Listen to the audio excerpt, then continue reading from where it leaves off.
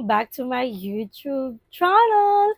Ayan, hindi ko alam kung first time ko kayo madala sa aming kitchen area. Pero parang naalala ko dati, nakapagluto din ako. So, ang mahirap lang kasi dito, pag ikaw lang mag-isa, mahirapan ka mag-shoot pag wala kang videographer kasi hindi mo alam kung saan mo isi-set up yung camera since limited, limited lang yung area ng aming kitchen. Dahil etong labas na to, pag lumabas kayo dito, di ba yung kwarto na namin. So, makikita nyo yan mamaya. And for today's video, grabe, non-stop talaga ang ulan. So, hindi din ako nakakaalis-alis. Di kami nakakalabas-labas ni Gab since ang naging vlog talaga natin is ang kanyang paghahanda para sa school. So, mas pinili ko na lang manatili muna kami sa aming tahanan since non-stop po ang ulan. So, mula May 31, umuulan dito sa amin until now. So, yung date ngayon, June 5, naulan pa rin siya mga Bex. So, hindi talaga kami makaalis kaya nag-iisip ako kung ano pa yung mga content na kailangan kong gawin or magagawa. Since meron ako sa notes ko na content idea na gagawin for this month, actually madami na yon kaya lang, syempre yung iba, binili ko sa online, hanggat di yung dumadating, hindi ko yung magagawa sa vlog ko.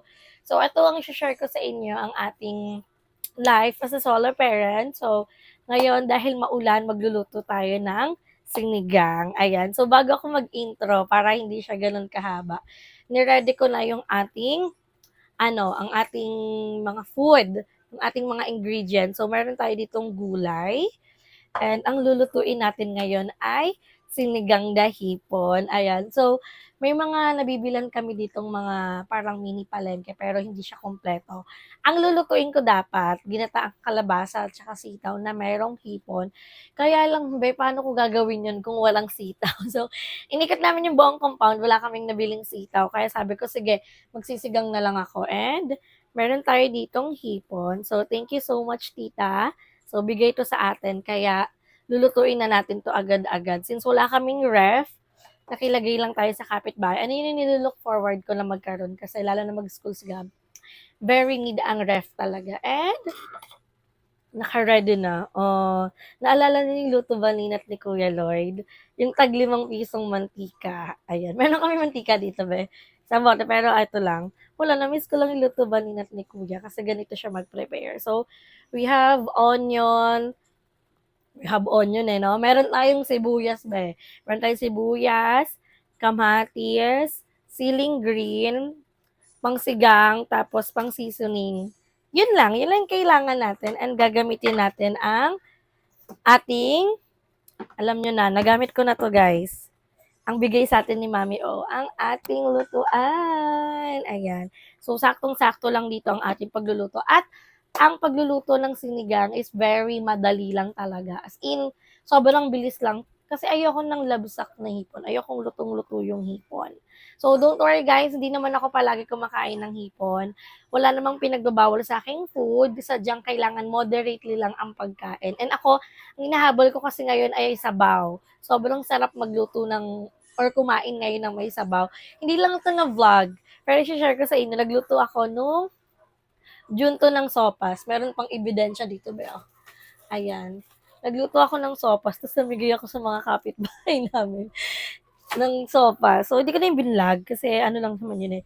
Simpleng pasopas lang naman sa ating mga kapitbahay. Anyway, ayan, marami akong i-share sa inyo sa vlog na to. And samahan nyo ako hanggang mag-end to dahil ipapakita ko sa inyo kung ano ba ang buhay natin. And kung ano yung life at kung anong update sa study area ni Gab tsaka sa aming room since nagkaroon tayo ng magkakaroon tayo ng room decor, 'di ba?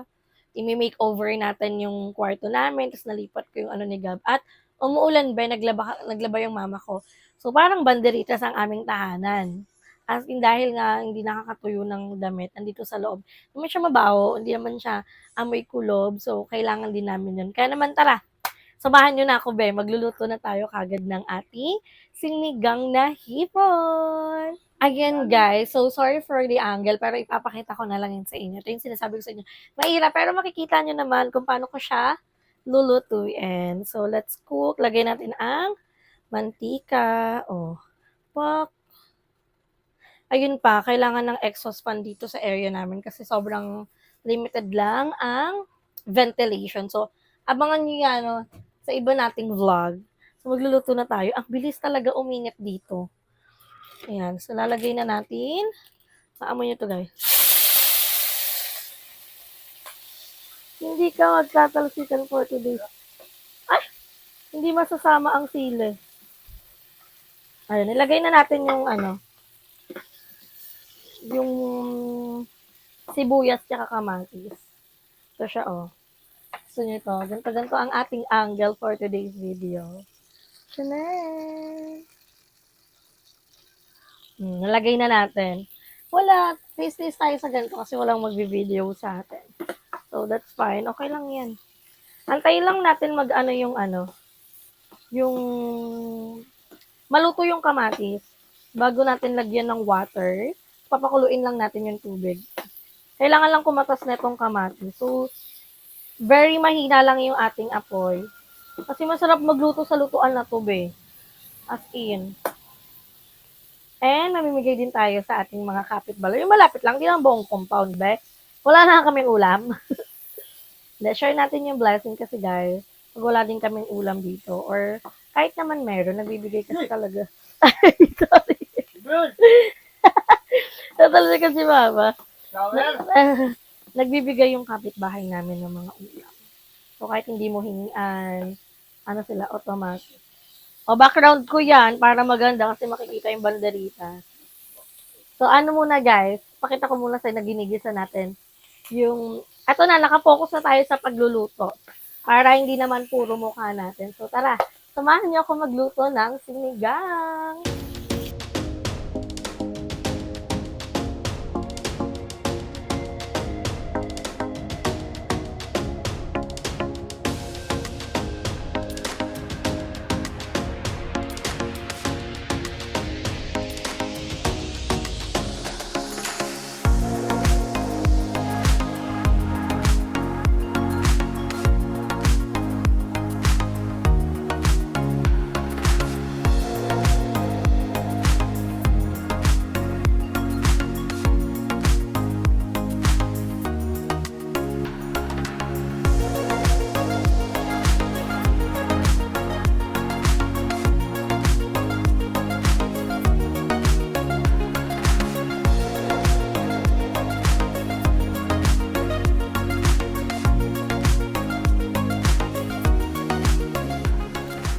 Yan, tulad ng sinasabi ko sa inyo, sobrang bilis lang natin magluto ng sinigang na hipon.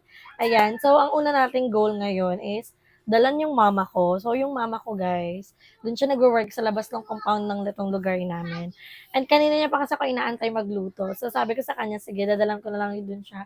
So work niya para mamaya pag kakain siya, meron siyang ulam. So, papakita ko sa inyo. Saan ko ba yung nalagay? Naya naman ako Naiya ako lumabas, tapos hindi ka mamimigay sa ibang kapitbahay. Charis. Hindi mo sila responsibilidad, girl. Ngayon, ang responsibilidad mo ay mabigyan mo ng ulam ang iyong ina. Ang aking nanay. So, sige, meron kami ditong stainless steel. Dito natin lalagyan. Sarap. Ah, init! Mainit. Hindi masaya yung nanay ko dito kasi. Buti na lang marunong ko magluto. Ang sarap. Ang lapot ng sabaw, guys. Oh. Tingnan nyo. Ayan. Dagdagan natin ang sabaw. Meron na para sa aking ina. Ang init.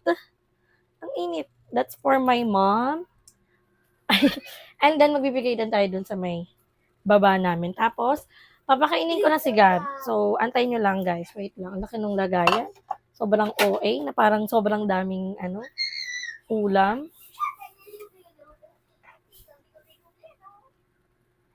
Yan. Yun lang kasi ang kasyang sabaw.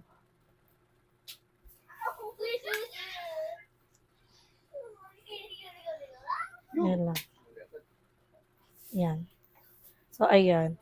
May magbibigay din sa atin ng ulam. May magbibigay din sa atin. So, exchange lang. So, tara, samahan niyo ako. Pero unahin ko muna yung sa nanay ko, makapaghatid ng food sa nanay ko. So, after nun, papakainin ko si Gab. Marami akong gagawin, be. as mother. So, tara, sumahan niyo ako.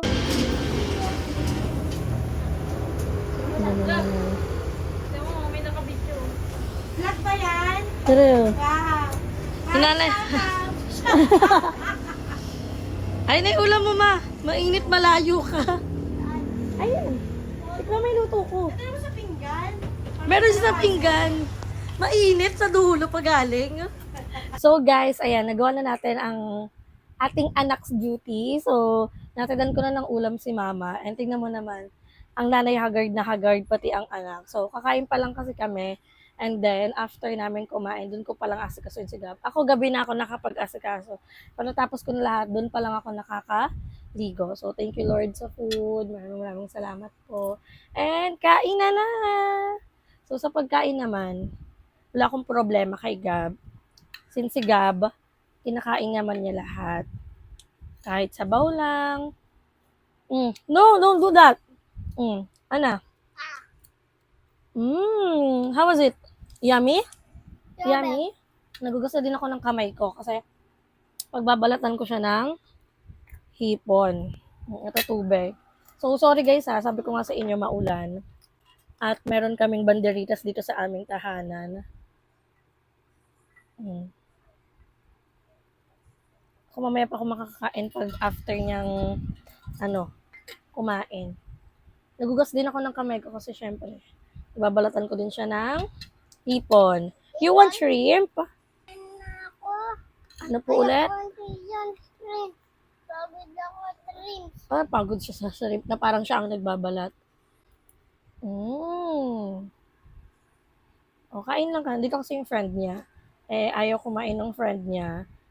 Niyayaya namin. Kasi kumain, nakakain lang. So guys, samahan nyo kami. Kain po kayo. Late na nagaya. So papakainin ko muna si Gab. Okay? Our hearts beat to the city streets. We began to feel the fire. We rise like tall buildings as the chemicals they take us higher. The night's young and it's just begun as she puts her hand in mine. We wanna chase the night, wanna dance to the light, pull the stars from the sky, just two hearts running wild. Never sleep, never stop, as we shout from the top. We're gonna be two hearts running wild. So guys, ayan. Ano natin siya ng Tenderoo. Yan ang kanyang moisturizer lotion. Actually, pag nilalagay ko to, bago ko siya bihisan, kaso kasi, dahil naka-vlog, binihisan ko muna siya. Para hindi nyo makita ang kanyang body. Nakakaano din to. Ang ganda nga na itong lotion na to eh. Pero hindi ko pa nakita yung effect nung nung sabon niya. Pero wala namang allergy si Gab so far. So, dadmaha kung madungis ang nanay, ang mahalaga, mabango ang anak, malinis ang anak. Yun naman ang mantra natin sa buhay. Ayan. Upo siya dito. Upo ka. Kasi liligpitin ko pa ng higaan namin. Ayan, ang totoong buhay. Upo ka dito. Upo ka dito. Yan ang totoong buhay ng isang ina. Diba na tayo kay mami. Upo ka niya kay mami. Yan. Ayan, dun ka. Oo, vlog tayo. So, gugupitan naman natin siya ng kuko.